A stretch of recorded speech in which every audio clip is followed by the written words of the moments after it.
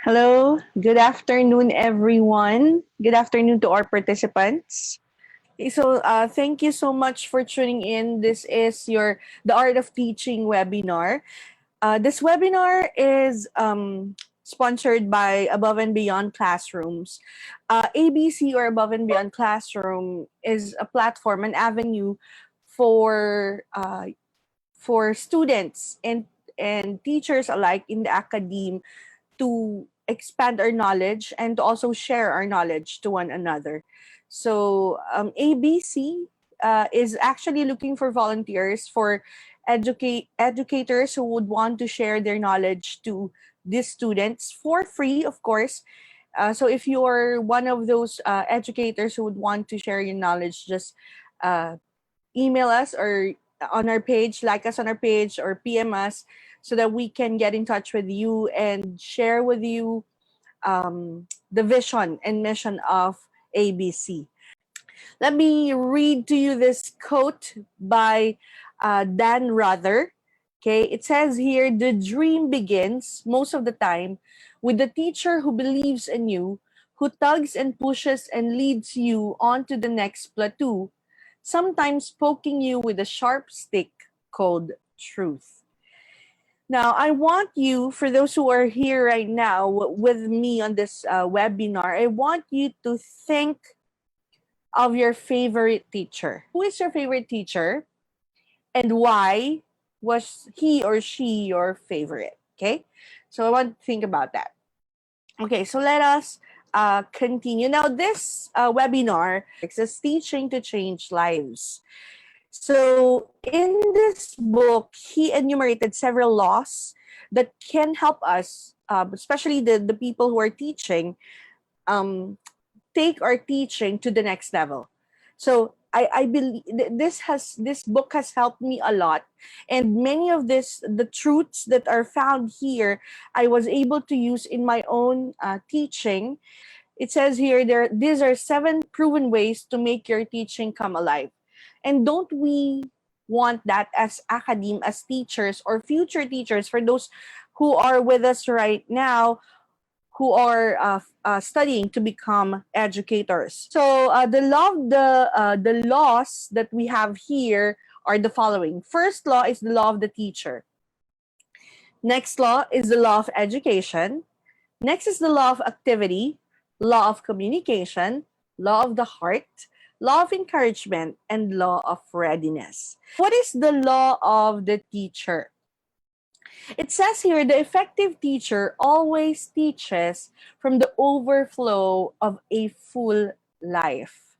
The effective teacher always teaches from the overflow of a full life, which means that your students are somehow dependent on you in terms of their source of most of their knowledge, because they are looking to you for those things. That, and if you're a teacher who has this attitude of, well, I know it all, so that is a problem, because it means that you are not continuously improving yourself.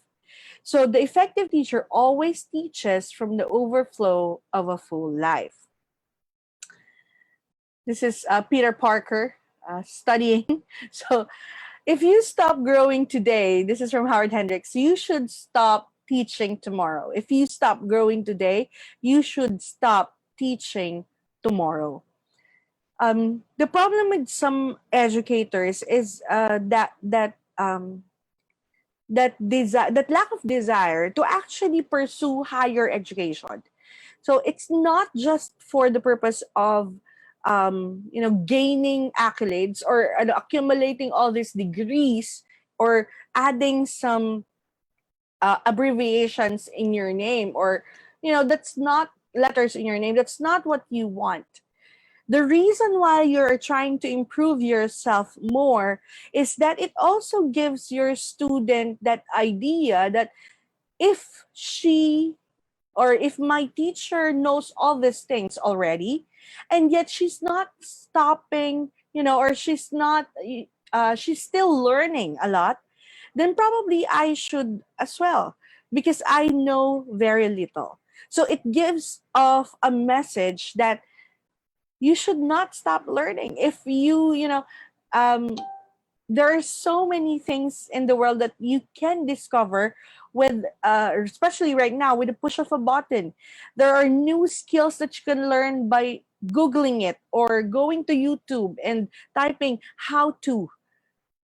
And if you stop growing, despite of all this information right before your fingertips, then it sends a message to your students that, well, you do not really care about learning that much. So how are you growing yourself? So that is the law of the teacher. So the law of the teacher states that we should grow, we should have a full life. However, to be able to enroll yourself in these types of continuing education, it requires an attitude of humility, the attitude of I haven't arrived yet. I don't know it all. That is something that you need, and that is something that you desire. Because if you are not humble enough to admit that I don't know everything, then you will not enroll yourself in classes. But the fact that you're here right now listening to this webinar, or being with us, it shows to me that you want to expand your knowledge, you want to grow as an educator, or you want to learn these things, or you want to take your teaching to the next level. And that takes humility. To listen to someone, a speaker, uh, sometimes, I don't know about you, but sometimes when you listen to a speaker, and then a thought can pop into your mind that, wait lang, I think I'm better than this speaker. Sometimes that there is that thought, that pride that comes into your mind when you're listening to someone speak, especially if you see that, I'm better at articulation than this person. But that is something that you should be self-aware of. You should tell yourself, wait, uh, uh, um I believe in this saying. It's actually by Confucius. He says that when the student is ready, the master appears. It means that it doesn't matter who's in front of you, who's speaking. If you are the student and if you are ready to learn, you will learn something. I want you to think about the worst teacher you ever had. Like, this person is like the worst. A person comes into my mind when I say worst teacher ever. I want you to think about your worst teacher from school. And can you write why they are worse? Why do you think that they are your worst teacher? Okay. So um, for me, this teacher is worse because he comes to class unprepared. It's so obvious. Then he uses like a PowerPoint presentation that is so obviously downloaded from the internet. He was like presenting, and then here comes this slide, the slide of another professor with the professor's name. He was not even able to edit that. So he has to like turn the PowerPoint very fast, hoping that we were not able to see it. But obviously we did. We saw it. So I can remember him so clearly. There's no objectivity in the grading. So I believe that's one of the reasons why I didn't want this teacher. It shows to me that because he is like that, he has this attitude that I've learned everything, you don't know this yet, so I'll just like give you this knowledge and just grasp the knowledge. And then eventually in the examination does not reflect what he taught us. So it's like it blows my mind. It blows my mind because he just lost his opportunity to impact a generation. And if you're a teacher, that is something that will fill you with regret. If you did not use your position of influence to be able to touch the lives of people around you. So it requires humility for you to continue in your education. Okay, let's move on. So let me give you this acronym. So to be a great teacher, you should be fat. So probably if you're skinny, you're thinking, oh, that is, she loves that acronym. So the reason why is FAT. This is not from me. This is from Howard Hendricks. So F stands for faithful, A for available, and T for teachable. As teachers, we have to be faithful to our calling, to our basics, to our material. We have to be available for students asking questions, and we have to be teachable. So there are students, especially nowadays, if you're teaching students, there are students who are wise beyond their age. They're so advanced. So being fat, faithful, available, and teachable is good. These are good qualities of a teacher. So that's the question that I have for you right now. Are you fat, faithful, available, and teachable? Okay. So let me ask you, what are your new learnings recently? So because of this pandemic that we have COVID, we have this lockdown. What are the updates on your skills that you did? Have you learned something new during the lockdown? Did you learn how to cook? Did you learn like some new recipes? Did you learn how to, do some games? Did you probably arrange your PowerPoint presentations or updated them? What are the new learnings that you have? Did you enter some webinars just like this one to enhance your skill on distance learning or on how to motivate your students, as you go along? So, what are your new learnings recently? In the book of Howard Hendricks, he used the analogy of a person, of a teacher who's gaining new insights, new knowledge, continuing education to a stream of water. So that is the analogy. So if you are gaining more knowledge, then you are like a stream of water.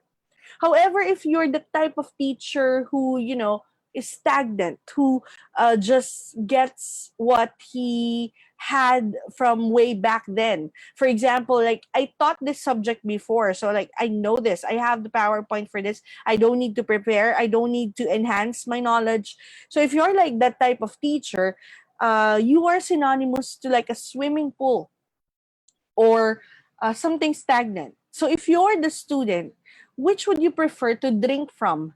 The streams of water, which is, mineral water, okay, very fresh from the spring, from the mountains, or would you rather drink from a swimming pool? So that is what it feels like to have education from somebody who is not constantly updating their knowledge. So you need that. You need to learn new things. Another question that I have for you, teachers, academics who are with us right now, what is the title of the last book that you've read? If you have, if you've read a book recently, just type in that title. Maybe it will help another person. Maybe you have insights on that book. It's something that you could recommend. What is the title of that last book you've read? And when was that? When was that time that you've read that book? So just recently, because of this webinar, so thank you for those who are constantly messaging us for new webinars, for more webinars, because of you, I was able to reread the book. So the last book that I've read is Teaching to Change Lives by Dr. Howard Hendricks, and it is an amazing book. So I was looking on the internet for a PDF copy of that book, but I was not able to find one. If I will be able to find this book, I probably would give you a link. However, I cannot find one. So I have the photocopy of that book actually. So that is what I was able to read. So it influences you a lot. The last few books that you've read. If you're not a reader, then you should start now. Start reading. If you want to get ahead, start reading. Many people are asking me, Mom Che, what's your technique? Why do you articulate words well? Or why is your English good? So one of the key things to that is because I read a lot. I started when I was very young. My mom had this subscription to Reader's Digest. I don't know why she had that, but she had that. And I remember monthly the Reader's Digest book. It's like a booklet. So if you're, you know, not everything is on the internet back then. So for those who can relate to my age, so we are like uh in the millennial category still, because millennials are like from 1985 to 1995. That sphere, a mixture of the analog and the digital. So I remember back then, my mom had the subscription for Reader's Digest, and I would just read the joke section. Laughter is the best medicine. So it's and then after a while I read All in a Day's Work. It's also jokes. These are all jokes. And then if there are articles that would touch my mind, or rather pick my interest, I would just read that. And I started young. It's like in elementary I started reading those books. Some of us are not that fortunate to be able to have these books when we were growing up. But now everything, like ebooks, like if you look at the internet, there are so many ebooks available for download, and most of them are free. Just read something and enhance your vocabulary, enhance your articulation. Then that would put your teaching to a whole new level once you start the next school year. Okay, so I want you to do something for me right now, just very fast. If you have notebooks with you, can you do an analysis of your habits and values that relates to teaching? For example, your preparations, your reading habits, your PowerPoint making habits, or some values that you have that is connected to teaching. Then I want you to categorize them. Which of these habits do I need to retain? For example, you read, then that is a habit that you need to retain. For example, you enroll in on online classes, so that's a habit that you need to retain. Which of these habits need to be refined?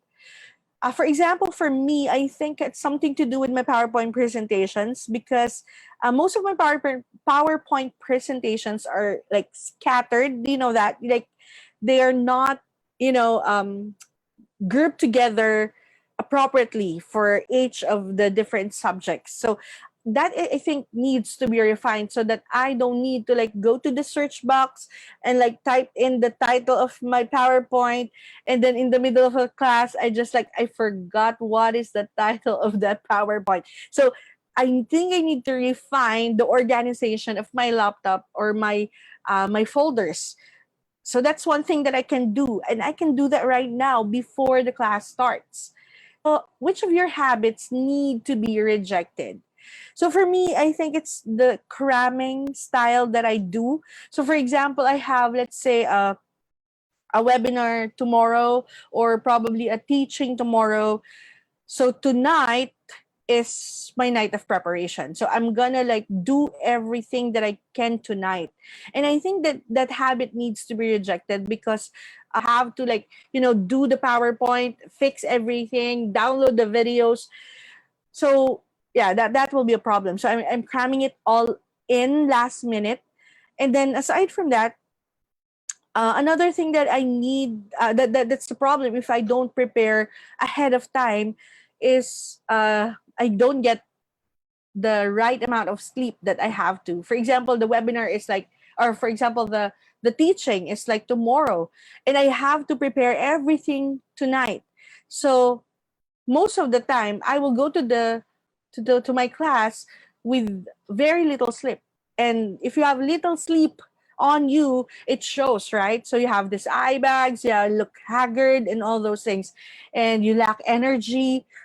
Probably the first few hours your sanguine temperament sustains you, but after a couple of hours, just giving your lecture, it will take a toll on you if you did not have the right amount of sleep. So that's the habit. Those are the habits that I myself need to change. Those are the things that I need to change. What about you? You can share it to us on the comment section. What are the things that you need to retain, refine, or reject in your habits in terms of teaching?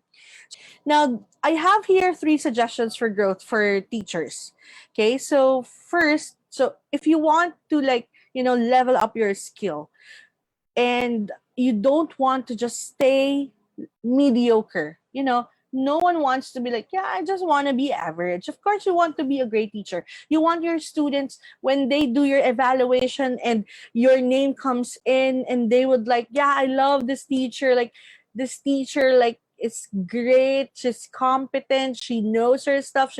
So you want your students to put that in your evaluation. So if you want to grow, these are the things that I suggest for you to do that, to be able to do that.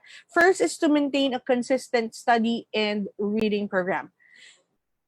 Some of us, especially those who are in the academe, have been teaching for a long time.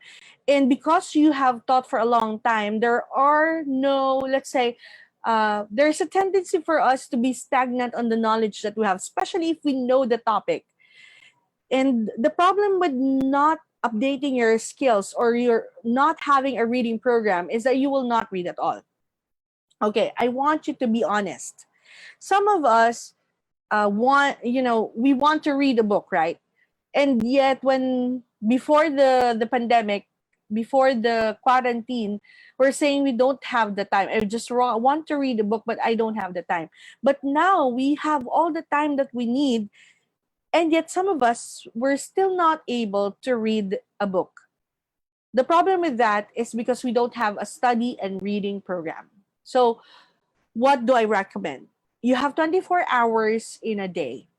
So I want you to set aside, an hour. Let's start small. An hour a day for reading. So you use the 30 minutes, let's say, for reading, and then you use the 30 minutes for reflection. So you start with that. This 24 hours, I'll just give an hour a day. So what I do is, like, I have this study table, and just, if it's study time, if it's reading time, I'm just going to turn off my phone, and then just focus on what I'm doing. Focus on the reading. Turn off my distractions, because it will significantly change your way of teaching, because the student knows that you know the topic because you've just read it, and then when you're discussing it to your class, what you've read, pops into your memory, and then you just spew it out. So that is something that I would highly recommend. Maintain a consistent study and reading program. So if you're here with us and you're a Sunday school teacher, this is very vital for you. You need to know what you're teaching. For Sunday school teachers, your textbook is the Bible. And I guess you're doing this this is voluntarily. You're doing this voluntarily. And I want you to know that what you're holding in your hand, that textbook, is the truth. It's so vital. And you have to be able to know your material well. Okay, so you have to have a study and reading program consistently every day. So if you cannot do it every day, for those who are teachers here, and also parents, or you're doing a lot of stuff for your family, enrolled in a class, pursuing your doctorate. So you set aside 30 minutes of your time to read something. And when you choose a book to read, it doesn't necessarily have to be associated with the subject that you are actually teaching. So it can be a book about teamwork, about influence, about impact, about leadership. So it can be about something else aside from what you're actually teaching, so as to expand your horizon as a teacher. Secondly, enroll in continuing education courses. Now, here I can recommend a lot of websites right now who are providing free continuing education courses. So if you're here with us and you're tuning in and you're from the Philippines, DOH is actually giving free continuing education courses. You have your, for those who are at the in the academe. So I think we have, let's say, a branch of the government was created to focus on distance education. So you can do that. I think we have like the ICT, if I'm not mistaken. So they have this Facebook page. They are doing some webinars, a series of it, on how to do like PowerPoint presentations, on how to update your knowledge on distance education, and how to learn about LMS. So these are uh, free stuff. If you're from here, you can also enroll at UP University of the Philippines, Open University. They are hosting free courses as well. I'm currently enrolled there. So it's they have this massive online courses, and they are like for free. So you just enroll. They have a lot of reading materials that goes with the courses, and a lot of activities, but it's a certification course. So you can enroll in that. So whatever you're in, so you can also like our Facebook page. We are also giving you some webinars for free. We give out certificate. Our certificate giving body is ABC Above and Beyond classrooms. And thirdly, another suggestion for growth is to get to know your students. Now, I'm going to deal more with that later on. Okay, but that's another suggestion for growth, for you to grow in terms of your social connection with your students. Okay, so these are just some of the suggestions for growth for the teacher. Law of education. Let me continue. Now, the way people learn determines how you teach. Now, right now, because of the situation that we have, most of the teaching that we do are online. It's distance education. And the thing about that is that it actually is necessary, because this is how this generation learns right now. I've heard a lot of comments from students that they have learned more on Facebook rather than on their classes. Can you imagine? They learn more on YouTube or on Facebook or on Google than their own face-to-face classes.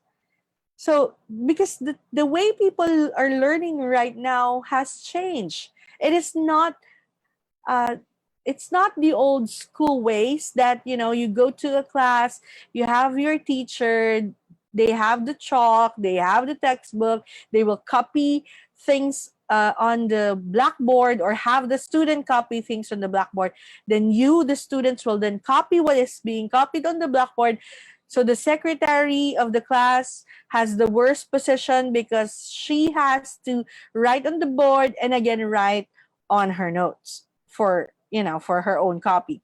So after doing that, after all the chalk dots are on your face, then your teacher will like go back to like your notes, and or the notebook, that the lesson plan that she has, and then we'll start reading, or having the class to read from their notes, and then after that they will have a quiz. So that is the old school way of learning, but now it's totally different. Okay, it's totally different. This is the new normal, as we say. So the new normal is already blended learning. It's flipped classroom. It's distance education. So you have, as a teacher, one of the things that you can do is not to oppose the new normal, but to enhance yourself so that you can be prepared for it. And that is the law of education. You have to reach the student where they are. The true function of the teacher is to create the most favorable conditions for self learning. True teaching is not that which gives knowledge, but that which stimulates pupils to gain it. This is from John Milton Gregory. And it's so amazing that many of us grew up in a classroom environment where the teacher is like spoon feeding us every detail. However, the right way to go is for you to pose questions to your students that the students now will actually ask themselves, yeah, what is that question? What is the answer to that question? And as a teacher, one of the great things that you can do, one of the best tools that you can do is to make use of great questions, because great questions can actually elicit great response. The ultimate test of teaching is not what you do or how well you do it, but what and how well the learner does. Now, here's the thing about education, or teaching per se. So, teaching, we cannot evaluate our teaching without our students learning anything. So, it's necessary for the students to learn something before you can say that I've taught something. Because if they did not learn anything, if you're, let's say, for example, you're an evaluator, you go to a class, you ask the students, what have you learned today? And the students like, um, so that means that the student was not able to learn anything that day. Can you imagine that? So a teacher causes a student to learn. So if you don't cause your student to learn, then how can you call yourself a teacher? So there are four levels of learning according to Abraham Maslow. And the first one is called unconscious incompetence. Okay, so that's the first level. So when you don't know something and you don't know that you don't know that thing, it's called you're ignorant yet you don't know it. It's unconscious incompetence. Di mo alam na di mo alam. Okay, so may bagay, ay, hindi ko alam na hindi ko pala alam yon. Okay, so that's unconscious incompetence. And then the second level, so is conscious incompetence. Here, you know that you are ignorant, or you know that you don't know what this person is talking about. So as a teacher, your goal is to lead the patient, not the patient, the pupils from unconscious incompetence to conscious incompetence. Kailangan malaman nila ano pa ba yung hindi nila alam. And with your asking questions, or with you, trying to motivate them during the first part of your, let's say, of your lecture, it gives them, or it changes them from being unconsciously incompetent to being consciously incompetent. Still incompetent, but now they know. I know that I don't know. So that's their state. I know that I don't know. The third state is conscious competence. Now you know the topic. For example, let's say you're talking about hand washing. At first, you thought you know how to wash your hands properly, and yet when your teacher says, "So do you know the recommended way of washing one's hands?"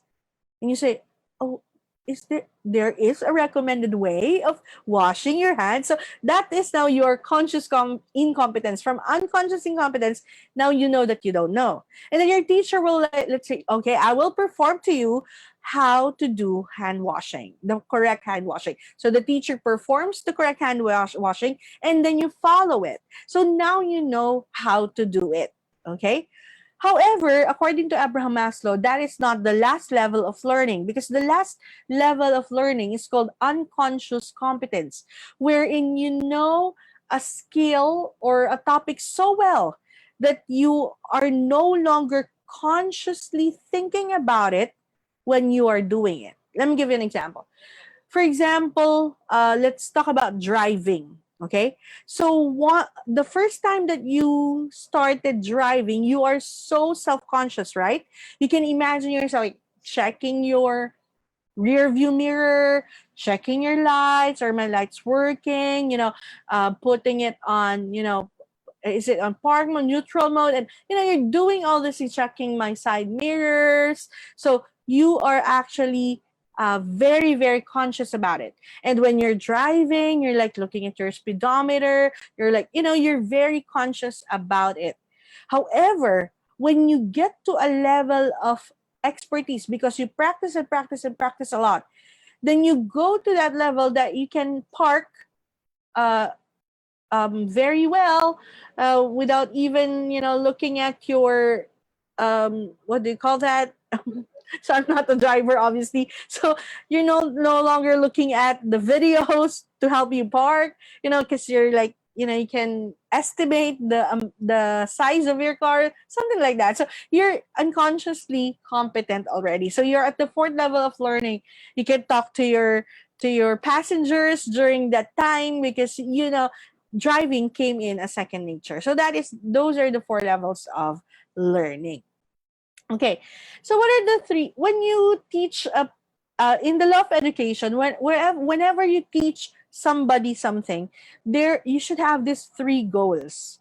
The first goal is you have to teach your students how to think, which that is where your questions, your methods will come in.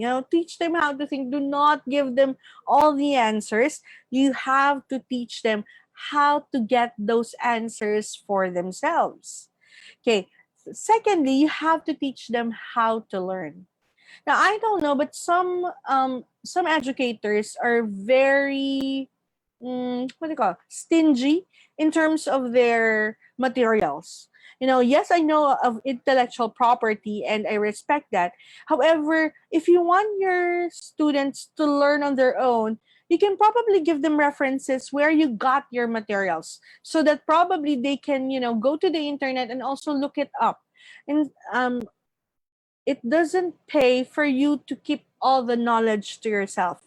Because as I've told you, the gauge, if you are an effective teacher, are your students being able to learn. And thirdly, teach them how to work. Um, I was reading this story in the book of Howard Enricks, and he was curious because he went to this Yellowstone River Park, if I'm not mistaken. And then in that Yellowstone Park, okay, so in that park, they have bears on that park. And then there's this big sign that says, do not feed the bears. And yet, he was curious because why not feed the bears? Because, the bears are there and they like have food and all those things. And according to the park ranger, the reason why they place the sign do not feed the bears, it's not because they pose danger to the people that they will they will like kill you for the food. No.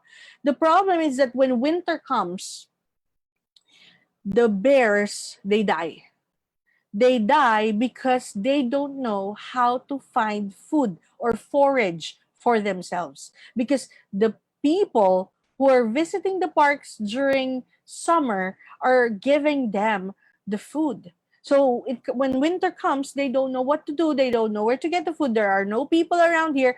So they don't know how to forage for themselves and they die. So that's the problem. So we have to teach our students how to work, which means that we cannot just give them the answers.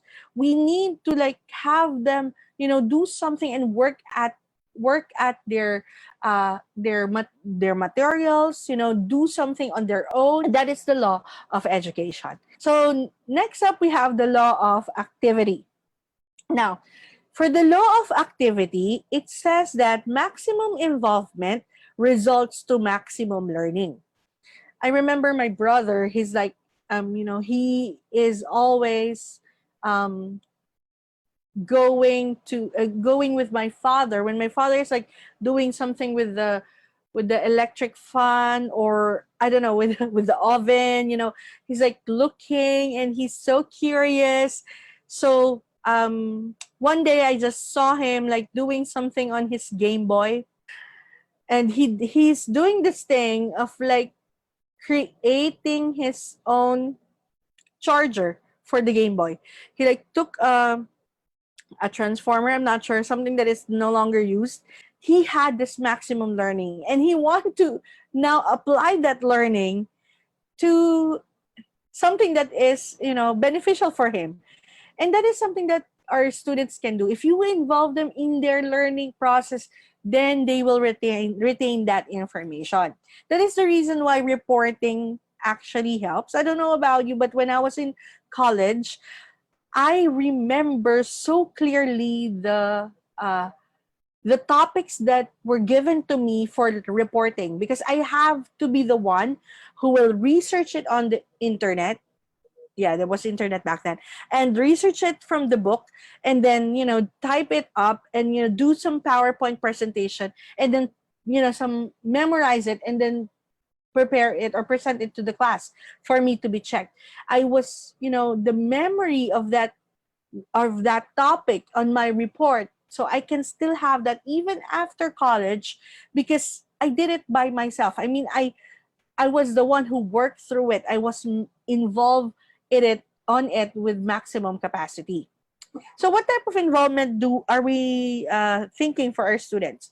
So activity that provides direction without dictatorship. Ibig sabihin po, you give your instructions, and then you allow the student to do as they please. For example, let me give you one of the things that I asked my student to do, and I was teaching health education class, and I asked them for their final project, final requirement for me is for them to do a video, a blog that teaches about COVID-19. They can use materials from the internet, the statistics from the internet, the knowledge from the internet, and then do their own video log. Okay. And it's so amazing what they were able to come up with. I mean, I'm just so proud of them. So if my students are here right now watching, so I'm so proud of you. You did so great a job. And I asked them to send it to me through Google Drive, and I was reviewing all this video logs, vlogs that they have done, and they're so creative. They're even more creative than me. I would not have thought of doing these things and putting some animations, and some of them pretended to be like vloggers, famous vloggers. So it's like, welcome to my vlog 137 or something. So it's so amazing how creative this generation can be. So you have to take that opportunity when you do teach. Okay, so you have to take the opportunity for your student to be creative, give them that room. Then secondly, activity that stresses function and application. So obviously I don't need to tell them what is the purpose or the function and application of this, because they already know that it's so relevant. The topic is so relevant. So if you are a health educator, one of the things that you should do is to be able to talk on your camera, talk to people, and then convince them about the life change that you want them to do, like wearing a mask or social distancing or washing your hands. So these are the things that they were able to do and accomplish on their videos. Fourthly is activity that is concerned with the process as well as the product. So obviously I graded them from their product, but I was also so amazed at the process that they did. Some of them actually asked their siblings to join on the vlog, to act as patients, or to act as neighbors with COVID. So some of them, included their parents. So this process is very, to me, it causes learning. And then the fifth one, realistic activity that includes problem solving situations. So it's great that we are able to give the answers to our students, but what is better is for them to be able to discover these answers for themselves. So giving something, an activity before your class that actually connects with the value that you're teaching, or the lesson objective that you're teaching. Now there are three common statements that you've probably heard before. So can you tell me what those blanks are? Number one, practice makes blank. What is that blank? Blank. Perfect. Yes. Sai, thank you. So this is a very common statement that we hear. However, we will revise that later. What about this? Experience is the best blank. Experience is the best blank. What is the blank there? Teacher, correct. Experience is the best teacher. And then thirdly, we learn by blank. We learn by blank. By doing. Actually, these are we learn by doing. Okay, so the these are three common statements, and many of us have heard of this before. However, let me improve these statements for you. First is well-guided practice makes perfect, which means that it's not just practice. If you practice something and you practice it incorrectly, then it will not be perfect. So a well-guided practice makes perfect. Secondly, experience is the best teacher. Well, you have to evaluate that experience. So properly evaluated experience is the best teacher.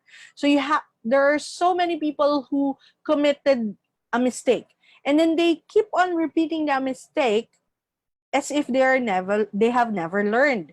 So probably you know a person like that. Same mistake over and over and over again, and it seems that they're not learning. So the problem with that is because they have not properly evaluated their patterns, their past mistakes. So you have to evaluate for you to be able to know that this is a mistake, I'm not going to do it again. And thirdly, we learn by doing the right things. So obviously, learning by doing, it's like practice makes perfect. If you're doing the wrong things, you don't learn. But if you do the right things, then that's the time that you learn. Okay, so that is the law of activity. So let us continue our webinar with the law of communication. So we are done. Let's have a recap. The first law is the law of the teacher. The second law is the law of education. The third law is the law of activity. And now we have the law of communication.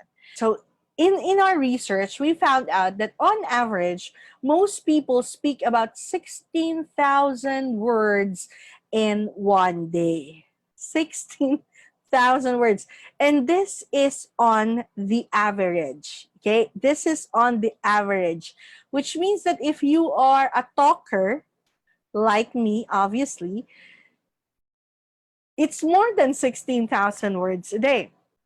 So it's given that everybody talks. Everyone talks.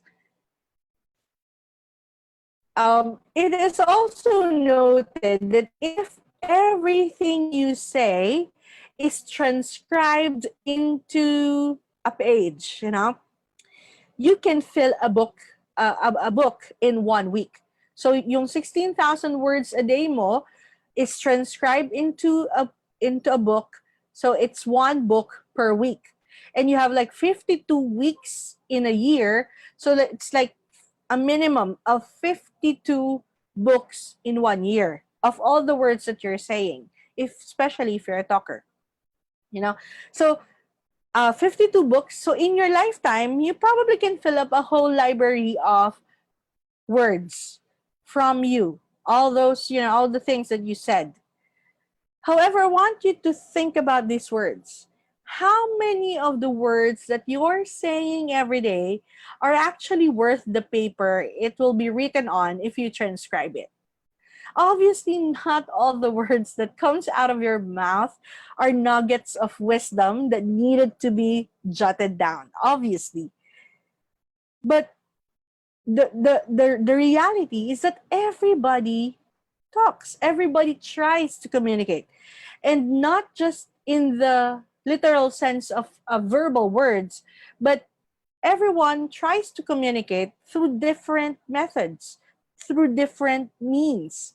So many of the generation now, it says here, social media is this generation's main form of communication. I know a lot of young people right now, and I've connected with many of them, and some of them like speak to me using GIF, the animated moving pictures, and then you have some of them you like we're having a conversation using emoticons, and it's a conversation, and many of the older generation cannot understand why do you have to do this, why do you have to talk to me in pictures, why do you have to respond to me in emoticons or in heart or in the like, using the like button. But this is this generation's main form of communication, and if we are not able to like adopt or try our best to reach out to them, then we will not be able to go get through to them. So if your idea is that you communicate with me, and you communicate with me in the means of communication that I want, then that lies in our dilemma. That lies in our miscommunication. Sometimes, if you're here, you're a parent. Sometimes you're pushing your means to your younger generation, to this younger generation, and that doesn't work. That just doesn't work. So there goes your miscommunication. So the question that we have, or probably you have right now, is what are we doing wrong? Why cannot why can't we communicate well with this younger generation? So we call them Generation Z. So actually, we have three generations right now that are taken collectively but are not actually the same. First are the millennials. So most of the older generation talk about the young ones as millennials, but they are not millennials. Millennials are those who were born from 1985 to 1995. 1985 to 1995, those are your millennials. The millennials are the ones who experience the analog and the ones that experience the digital. So they are like, I'm not gonna say the best of both worlds, because they are like adjusting as well to this next generation. Next to them are those who are born from 1996 to to those who are born 2010. 1996 to 2010, if you are that, you belong to the Generation Z, Genzers. So kung ang anak nyo po or ang estudyante nyo ay pinanganak from 1996 to 2010, it means you're talking to Generation Z, Genzers. They are the ones who were born with the internet present. So they are the digital age. They're that. So their means of communication, their main form of communication is digital. Then you have those who are born from 2011 onwards. Okay, 2011 onwards, we call them the Generation Alpha. Okay, so if you haven't heard of that, you've heard it here. It's Generation Alpha. So what are we doing wrong? Why can't we talk to them properly, to these young people appropriately? The main thing that we're lacking right now, despite of all this internet access, is connection. Connection is defined as the ability to identify with people and relate to them with the intention of understanding them. That is one of the things that are missing in our communication, because most of us, we listen to get information. We talk to to elicit the response. However, we do not listen to understand, listen to communicate, and or to connect to your students. Now, connection is that key, and it's the ability to be able to try to put yourself in their shoes and understand them. And that is what is missing in our communication right now. So how will I know if I was able to connect with my students? Okay, so if these are the questions that you're asking, these are some signs that you're able to connect. The first is, okay, extra effort. People are willing to go the extra mile. If you were able to connect with your students, then you will see that it's okay for them to go the extra mile to be able to accomplish what you have tasked them to do. That is, a sign that you're able to connect to them. Secondly is unsolicited appreciation. They say positive things about you, either behind your back or to other faculty members or to your face or to their classmates, without you even asking for this praises. So as teachers, sometimes you're guilty of oh, have you learned something? Did you understand the lesson? We're trying to solicit the appreciation. Oh, ma'am, you're so great. You want to hear the appreciation. However, if you truly connected with your student, you don't need to solicit it. You don't need to coerce them to say it, because it will flow from their mouths. They will talk about it. And same thing, if you're not able to connect with them, same thing, they will talk about it behind your back in their group chats. Thirdly is unguarded openness. One of the things that um, is the best gauge if you're able to connect with your student is that they will trust you. They will trust you with their personal life. They will share things to you. Fourthly is increased communication. Aside from trusting you with some personal stuff, they also express themselves more readily. You can see that there is this relaxed environment. They're not tensed when they talk to you. They are relaxed, and because they're relaxed, they can be honest. So that's increased communication. And fifth will be enjoyable experiences. They feel good about what they're doing. One of the amazing things when you're able to connect with your students is that they themselves enjoy the experience. For example, you have this online, Zoom meeting or Google meeting, and then you have this class, and then after the class you feel that your students want to be in your class again. Or after, if it's not distance learning, for example, it's a face-to-face classroom setup, then after your class it's like, oh, the time has gone by so fast. That is the feeling, like, oh, it's the end of the class, and it seems like the time just flew by because we are so enjoying ourselves. The same thing is true with the opposite. If you're you're not able to connect with your class at all, your class will be traumatized.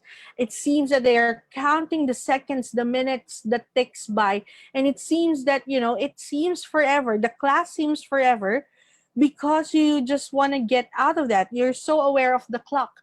So when will that bell ring?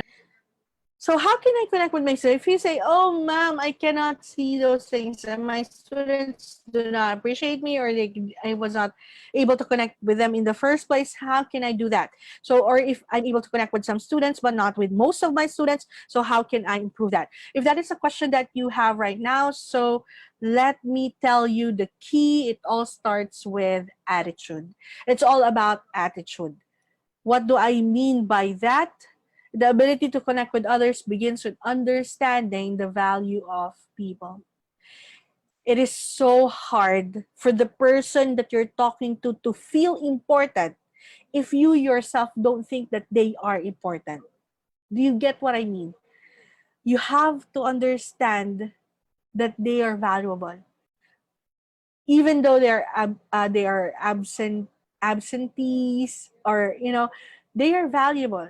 And when they feel that you actually value them, that you really care for them, to respond to your question, how are you, why were you not here last week, if you're really waiting for the response and they feel that you actually care, then let me tell you, they will be open to you. They will feel it. So the question here is, do you have a genuine desire to know more than to be known? To understand more than to be understood?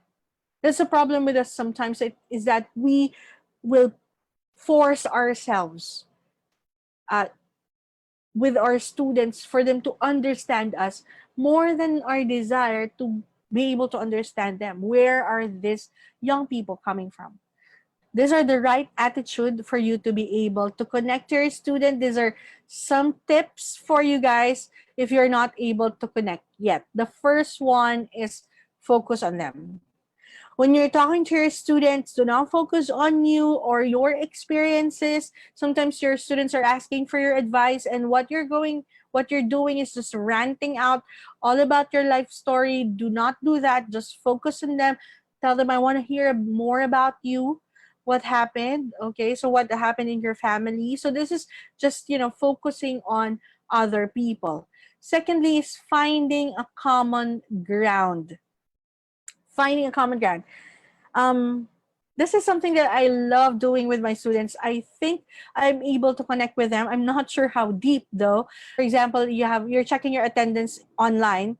So I, instead of just saying present, like I'm here, or so just saying their names, I ask them to tell me something about themselves. For example, what is your favorite ice cream flavor? So or for example, what is your favorite snack? And then some of them will like say fries, and and I'm just gonna comment, oh yeah, I missed that. So this is just finding something common between the two of you, so that you are able to engage, with your students. Next is to make your communication simple, focused on these young people, not focus on how good you are as a communicator, but focus on how they are able to understand and interpret you.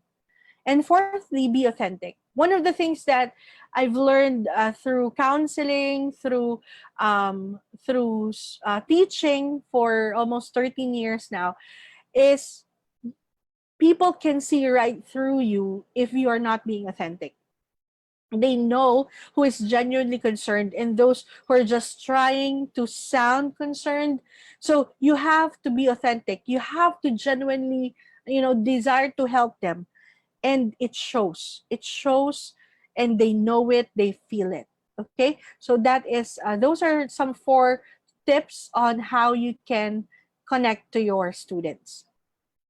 Every time you see your student either off campus or on campus, like talking to them, there are 3 things that are on their mind. The first one is the question, do you care about me? That is what they're asking themselves. Si Mamba cares about me? Because if you do care about them, then, they will be able to open up to you. And then the next question is, can you help me? That's the next question on their mind. If okay, this person cares, but will she do something about my situation? And then thirdly, can I trust you? So these are questions running through their minds. For example, when they come to you for, let's say, for counseling, they are asking, do you care about me enough to listen? Can you help me? Can you go out of your way, out of the business of your day, to try to help me in my situation? And thirdly, can I trust you with this secret, with this burden weighing on me? And if the answer to those questions is yes, yes, yes, then you know for a fact that they will open up to you. You will be able to connect to them. So that is the law of communication. I hope you're learning something. We are almost done in our session. We only have 30 minutes left. So this is the next topic is the law of the heart. Okay, teaching that impacts is not head to head but heart to heart. And I'm not saying that you will go on and tell your student your life story. Okay, so let me give you some tips on this, on how to target the students' hearts, and at the same time, of course, their heads. Okay, so there are 3 aspects of heart education according to Socrates. Okay, the first part is known as ethos. Ethos talks about the teacher's character. It talks about your credibility. It says here, who you are is far more important than what you say or your material. Who you are, your character, ethos. So it means that when we talk about the teacher's character right now, we are talking here beyond the scope of the 4 walls of your classroom. Because of social media and the access to, to our private lives right now, we are considered as teachers public figures, right? Your students can go to Facebook and like look at you or follow you and see what you're posting, and that speaks to them about who you are. So they can easily, if you are not living up to the expectation of what a teacher's character should be, then that takes a toll on your credibility. So for example, you are on social media and you're like posting hate on your you know on your page, or you're like, alam mo yon, nagpaparinig ka sa page mo. These are not um what they call this. This is not teacher-like characters. It's your pathos. Pathos is another aspect of heart education, and it talks about the teacher's compassion. Now, the teacher, it says here, rouses the passion of his students. Your compassion and passion, it's pathos. It's an aspect of heart education that's so important. Because if you were able to connect with your student, what you're passionate about, they will be passionate about. And when I talk about passion, your students can feel if you're passionate about what you're doing. For example, you're teaching them something, they can feel if you're passionate about it or you're just doing it for the sake of doing it, like sake of like, okay, this is on the syllabus, okay, open your books on page 555, and so they know that you're not passionate about what you're doing. But if they see that you're like, this is your heart, this is your passion, then it's so easy for you to be able to touch their hearts as well, because you are able to connect with them. Thirdly, ethos, pathos, and logos. Logos is a teacher's content. Obviously, your character matters, your passion matters, and your content matters. The teacher provides reason for his action. Now, when we talk about content, it's very important that you know your material. Know your material to be able to touch the heart of your students, not just your character that speaks out loud, not just your compassion, but also your content that and you're competent with what you're doing, because they also know. If you're a teacher right now, I think it's harder because your student can easily record your teaching. And for example, you screw up, you can like be viral, or you can be a meme, or like they can laugh behind your back, because it's so easy to miss out on this. I know some students before that their favorite teacher are the compassionate teachers, like very kind, very caring, speaks for them, stands up for them. But I also know some students whose favorite teachers are the strict ones, the challenging ones, the ones who you cannot come to their class unprepared. That's their favorite teacher, because for them, they know their content so much, and it's okay if they're not too compassionate. However, if you want to touch the heart of your students, you have to be all three. You have to have a good character, a good reputation, credible, not just in terms of your educational attainment, but also in terms of your social life, which is already in public right now. Then you have to be compassionate. You have to want to get to know them. And then thirdly, you have to have content mastery. So let me give you some tips on how you can be a person of impact for your students. Firstly, as I've told you, know your students. One of the things that I do to my students is try to get to know them. Most of my students can attest to this. I message some of them. If I see that they have not attended my class, or for example that they are failing, I will message some of them, and I will just like chat with them and ask, how are you? One of the things that I do to know my students is to place in some questions on their quiz, like a bonus question. For example, if you can change something in your life today, what would that be? And that is how I get to know them.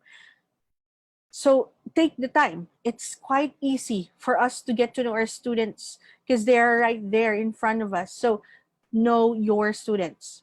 Secondly, earn the right to be heard. As I've told you, it's very important that you master your content. You know what you're talking about.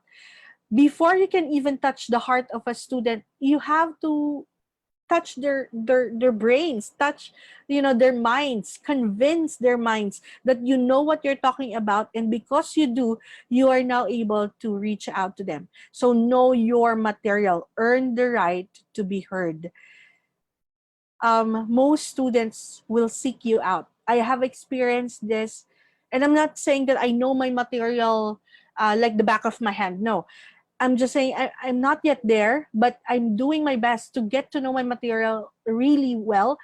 And after I lecture, I get this from my students. They will come to me and they will tell me things. They will ask me things. They will share some things about their lives to me because I have earned that right to be heard, because my opinion now matters to them. They now look up to me for what I can tell them, for what I can share to them.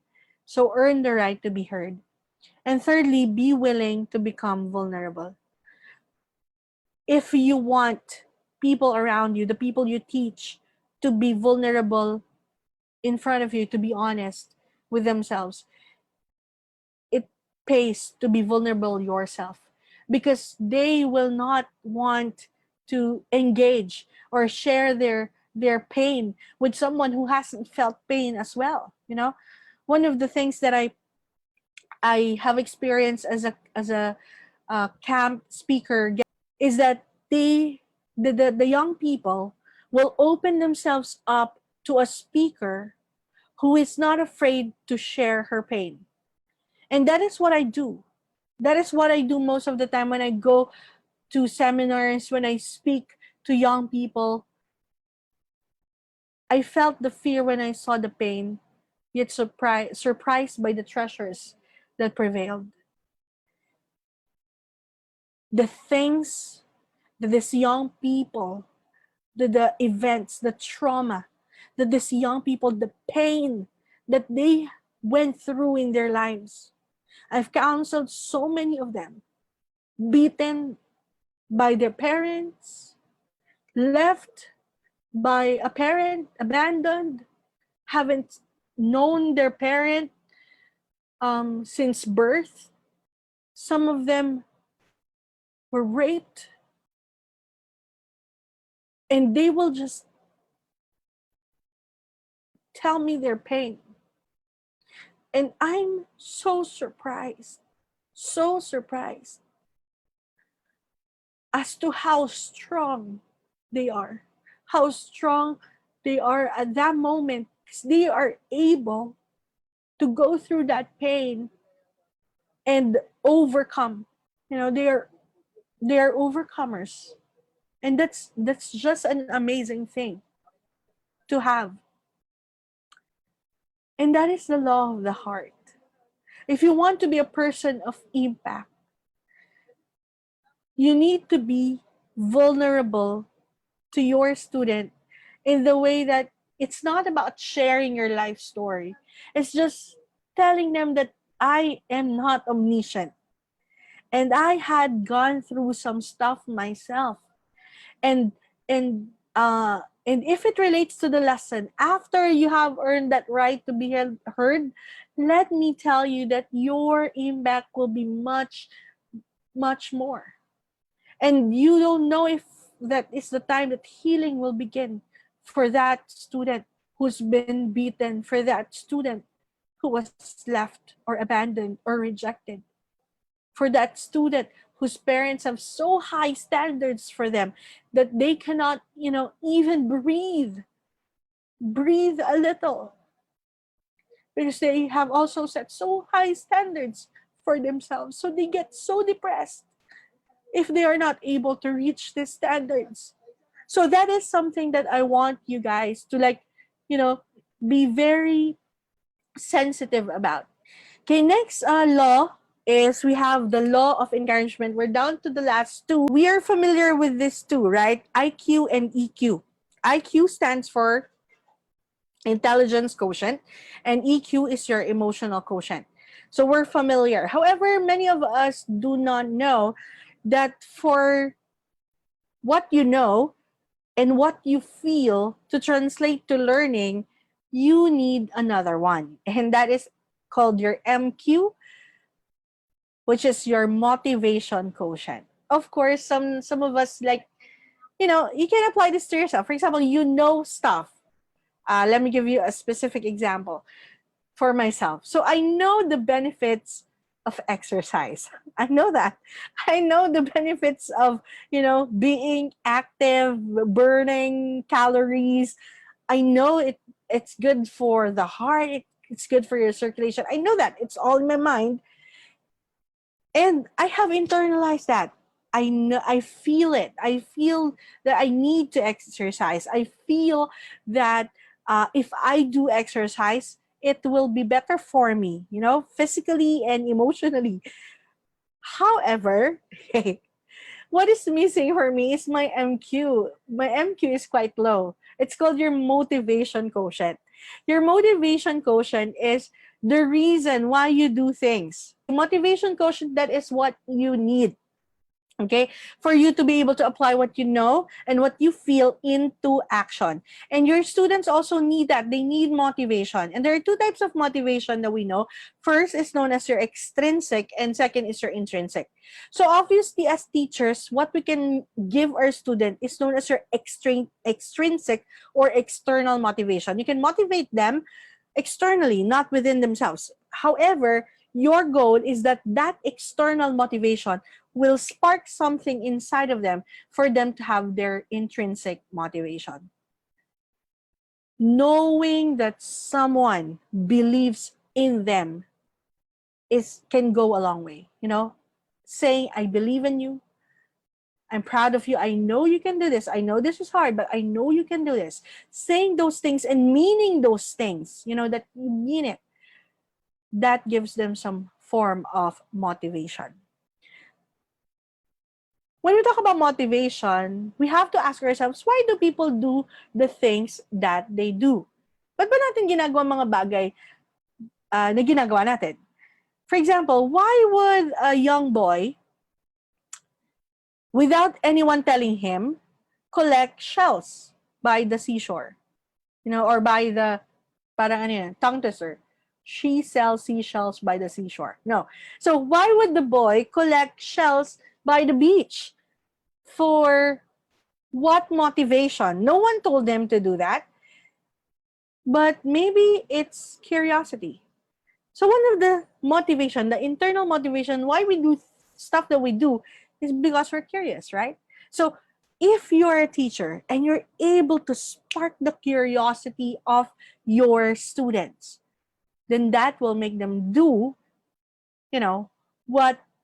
what you want them to do, what your course requires. Another, why would a mother do the laundry? Why would anyone do the laundry? No one wants to do the laundry. If you look at this, maybe this is like an automatic, washer. But for us, me and my husband, we have this, washing machine with the you have to like wash it by hand afterwards, and then you have to rinse it by hand, and then you have to put it on the dryer, and then you have to pin your clothes. So but why do we do that? Why do we do these things? We don't want to do these things, right? But what motivates us? So the question is, the answer is necessity. So another motivation to do things is because we need it. It's useful. Kailangan eh. So we do stuff because it needs to be done. And that's another motivation for doing things. So when I was there, I was like asking myself, what have I done? Why did I enter this course? So during the time, I somehow lacked that motivation to complete it. However, because of that, because of its difficulty, the reason why I was able to complete it is because it's a challenge. So people sometimes do things that they do because you have challenged them to do things. That's why it's very popular in social media right now, right? For example, in YouTube or in Facebook, there's this challenge. And sometimes the challenges are so crazy, and it's beyond imagination why they would do that. So I was one of my siblings are like telling me that they're watching this people who are eating stuff, eating crunchy stuff because it's a challenge. So it's like, and then what happens next? That's it. They just eat crunchy stuff and video themselves. So in my mind, it's like, okay, so they do that, right? And when you search that on the internet, it's like the famous people are doing it. I know, social media influencers are doing it. You're asking, why are you doing it? Because they place there, it's a challenge. So it's a challenge. Can you do it? So I remember before I was teaching these young people in our province, I'm teaching them of how to honor their parents. That's our topic, honor your parents. And the challenge that I told them is because I found out that many of the young people nowadays are not very fond of doing household chores. So my challenge to them is, I told them, for you to be able to honor your parents, your challenge will be to do household chores. So let's say, for example, you have to post a picture or a video of you doing household chores. For example, the make your bed challenge, or so the wash the dishes challenge, the do the laundry challenge. And because it's a challenge, it's a task that you have put forth to them to apply what you have taught them, they are able to do that. I see a lot of pictures and videos sent to me, and of course we will have a winner after that. So that's what I do. It's a challenge. So this is or some of the reasons why people do the things they do. They're curious, think it's useful, it's necessary, they're challenged to do it, you know and that is where motivation comes in, your encouragement to your students. If you spark their curiosity, or even tell them this is useful. Why if they ask you, why do you have to teach me math, then you tell them the necessity for math, the many applications of math in real life, and then you do the challenge or challenge them. So okay, so the first, let's say, three people who finished will get +5, something like that. Or you challenge your people. These are the things that you can do to motivate them extrinsically, and then probably translate that to internal motivation. Teaching tends to be most effective when the learner is properly motivated.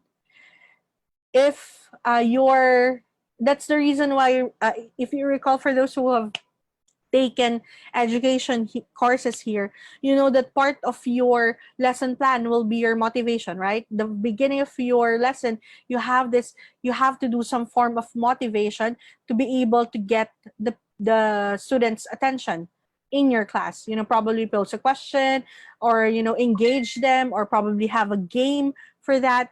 And those things will help you in motivating your students and engaging your students. Now down to our last law, and thank you for so much for those of you who have been with us since 3 o'clock. Thank you so much for tuning in and continuously watching this webinar. So now let's talk about the law of readiness. This is the last law in your laws proposed to change your teaching and put it to the next level. So the law of readiness, it says here, preparation is the key. The teaching and learning process will be most effective when both student and teacher are adequately prepared. It's not just the teacher who's preparing, it's the students as well. That's why assignments are good. Advanced reading is good, because your student will come to the class prepared, because you have given them this advanced reading, this assignment, so that before they come to class, they have an idea of what you will be talking about. They are somehow prepared. Same thing with you as a teacher. Obviously, preparation is the key. However, I know that many of us are guilty of this. If you have taught before, or you're teaching right now, I know that you've been guilty of this one time, or more than once. It's the unpreparedness, unreadiness. Now, many teachers go to their work either partly prepared or wholly unprepared. They're like messengers without a message. Now, if you're the type of teacher who prepares your lesson like a few minutes before the class starts, an hour before the class starts, or you just like, yeah, I'm just gonna browse that topic, or you probably came to your class not knowing what your topic is. Then this talks about you are not ready.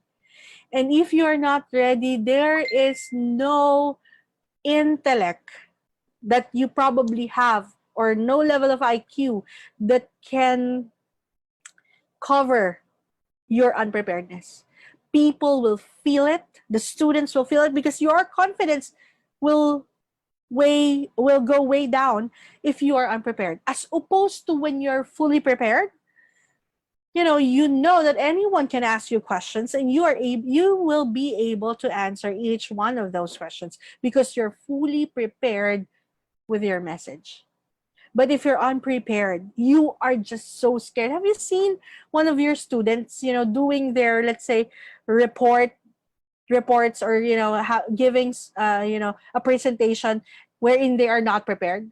They're so nervous that they just want to finish the presentation. I know of students, because I've been teaching quite a long time now, and I know some students who are so unprepared. They just copy pasted their report from Wikipedia, and you can still have it has still the hyperlink on the picture, that if they're dragging it, it goes to a web page that is offline. So these young this students are so unprepared, and they just want to finish it, like, let's get over it. They speak so fast, they have cold clammy hands, they eat their words. Happens because they're not prepared.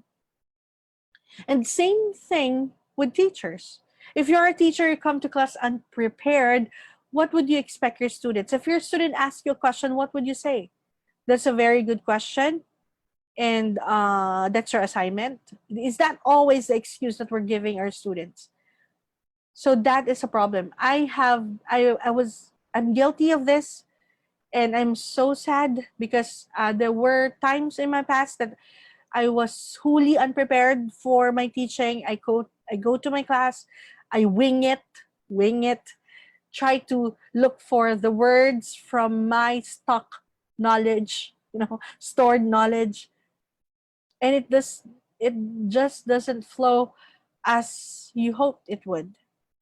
Some teachers would go to class not just unprepared, but without sleep, or after partying the whole night. So, what do you expect from these people? It's like drinking from stagnant water placed on I don't know, on a tire, and on an old tire. That is what your students will feel like if you are out of energy, not prepared, and you go to them in front of the class and try to teach, try to wing it. So this is one of the very crucial laws. If you're ready, your students will know, your students will feel it, your students will, uh, your students will be motivated to be ready themselves. And that is the law of readiness. So let us review. And first, we have the law of the teacher, the law of education, the law of activity, the law of communication, the law of the heart, the law of encouragement, and the law of readiness. So if I'm going to ask you a question right now, which of these laws do you need to improve on? So what do you need to improve on? What have you learned in this webinar? So I hope that you've learned something, you've got something from us here at Above and Beyond Classrooms. We just, we have the future of our country on our hands. Probably some of you are teaching right now the elementary versions of our next president. And that's just such a big deal, having these young people go through. Maybe it's up to you to raise up um, students who are thinkers, to raise up students who will question things. You know, this is the reality right now. Students will not just take your word for it, they will Google it, they will try to verify if you are saying the right words. And some of my students, and I love this, some of my students read their textbooks. And once that they read something that seems to be in contradictory to what I am saying, they will come to me, Ma'am, why does this textbook say this? And why are you saying this? And then I love it because, oh, she's listening. They're listening. You know, they are looking at the textbook and verifying if what you're saying is correct. And I will tell them, okay, so I get where you're coming from, but these are standards from the US. So I told them, this is my textbook. Okay, so this is what we're following here in the Philippines. This is the protocol, the hospital protocol. So as you can see, so the textbook that we're using, yes, it's ideal. It always gives us the ideal setup. And this book, so I love answering those questions. And this is the new breed of students. They are very creative. This generation, the Generation Z, the Generation Alpha, they're very creative. They have this new form of education wherein they will go to social media, you know, type in some words, and then they will be able to get some of this information probably in the pace that they're learning will be better for them than the classroom setup. So you just need to give them time to grow, give them time to learn, give them space to be creative, and they will surprise you. And I would encourage teachers, educators, academe to please refrain from looking at this generation with negative labels. Do not label them as, you know, as what we do, as social media addicts. They're entitled. You know, these are some labels that we give them, and of course, no one wants negative labels, especially if it's a generalization of the whole generation. You know, so I hope that you will be very careful of thinking about these things, and I hope that you will look at your students as individuals, as human beings, as people who desire to connect, and you know, as teachers, this is our mandate. This is a very great opportunity for each of us, given to us exclusively. So I hope that you have learned something from this webinar. If you have questions, you may post those questions on the comment section below. Thank you so much for listening. Thank you for those who just tuned in. I hope that you learned something from us, and we are so grateful to be here with you. So let me just pause for a prayer for a short while. Father, we thank you for this time and opportunity that you've given us. Thank you for giving us the amazing um, chance to be able to impact and influence this young minds, this young generation. I pray, Lord God, that we will not squander that chance, that opportunity that you have placed upon us. I pray, Lord God, that you will allow us to become better teachers, better educators of these young people. And I pray, Lord God, that you will also rebuke us if there are anything in our hearts that keeps us from being truly great educators. Please correct our ways, Lord God. And Lord, I pray that we pray for our students during this time of distance education, during this time of uncertainty. May they find peace in you. May they find the solace, Lord God, that they need. And Lord, I pray for their needs as well, their family's income, Father, for those who are not able to enroll this coming semester because of financial difficulties. I pray, Lord God, that you will provide for them. And I pray, Lord God, that you will also give opportunities for them to continue their education, Father, despite of this circumstances that is before us. Father, we praise you, and we pray, Lord God, that you will continue to we will be able to continue to influence this generation for the better. This we ask and pray in Jesus' name. Amen. Thank you so much for joining us in this webinar, and we hope to see you again soon. So the next webinar will be sometime next week. So we hope that you will join us as well. Thank you so much, and God bless us all.